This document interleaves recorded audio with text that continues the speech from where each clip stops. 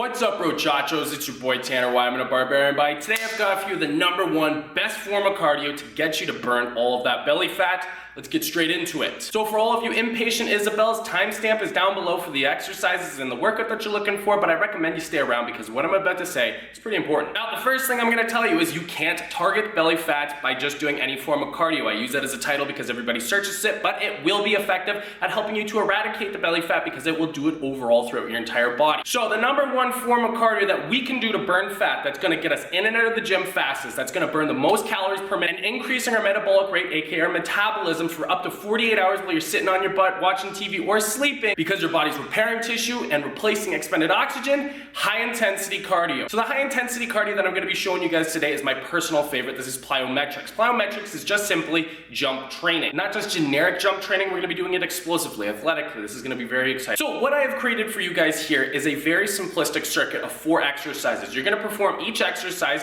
for the designated number of repetitions, it will say it beside each exercise, and repeat the circuit a total of 3 times. The very first exercise we're going to be getting into here are the thigh slap jumps. Now, as you can see me performing, you are going to be bouncing on your toes for about 2 to 3 hops and then jumping up decently high. I'm gonna say about 70 to 80% of your maximum vertical, and you're bringing those knees up as high as you possibly can towards the chest, landing back on the ground. And when you land, it's important that you land on your toes so that you can reduce the impact for your knees, your ankles, your hips, and your lower back. And then you're gonna bounce for 2 to 3 hops and then jump right back up. 10 total repetitions. All right, now the very next exercise we're gonna be getting into here are some plyometric jumps. I do have a variation for you less experienced guys, so stick with me right here. You're gonna be starting on the ground, on your knees. You're gonna explosively come up, land on your feet, and as soon as you land on your feet, you're going to jump up as high as you possibly can. The goal here when you're performing this movement is to transition between the first hop to the second hop as fast as you possibly can. So go from knees to feet, and then as soon as you hit your feet, you're trying to get up in the air as high as you possibly can, as quickly as you possibly can. And if you're unable to get that quick knees to feet transition that you need to get the plyometric jumps, then you can just do the good old knee jumps. So all you're gonna do is simply lower yourself down on your knees, landing on those softly, beginning to stand up, getting yourself in a half squat, and from here you're going to explosively jump up as high as you possibly can,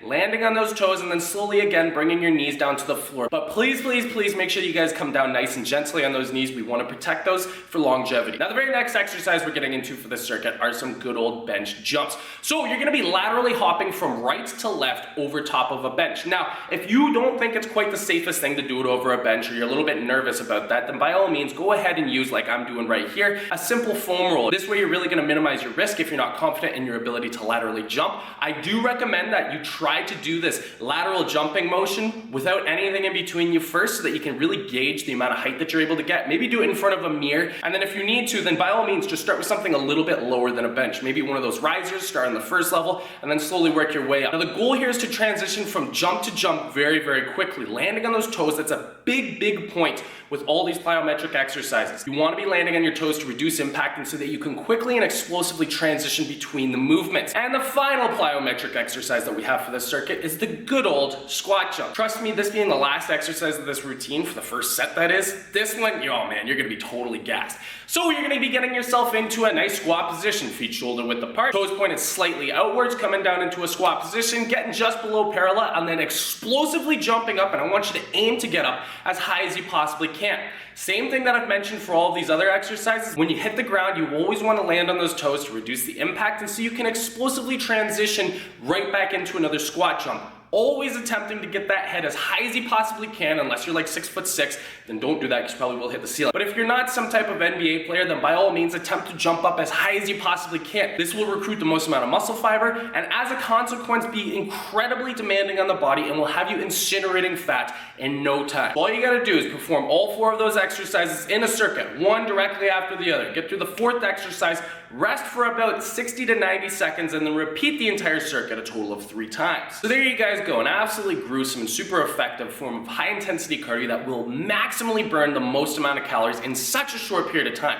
I'm telling you guys, you can get this entire thing done in like maybe about 7 to 10 minutes. It's really effective. You'll be covered in sweat by the end, and most importantly, you'll have the whole rest of the day to do whatever you want. You don't have to spend 45 to an hour on a treadmill. So there you guys go. I hope you enjoyed the video, and if you did, then be sure to give your boy a like down below, and also be sure to subscribe for weekly workout tips and nutrition tips that you will not want to miss. Thank you so much for joining me, you guys. I'll see you in the next video.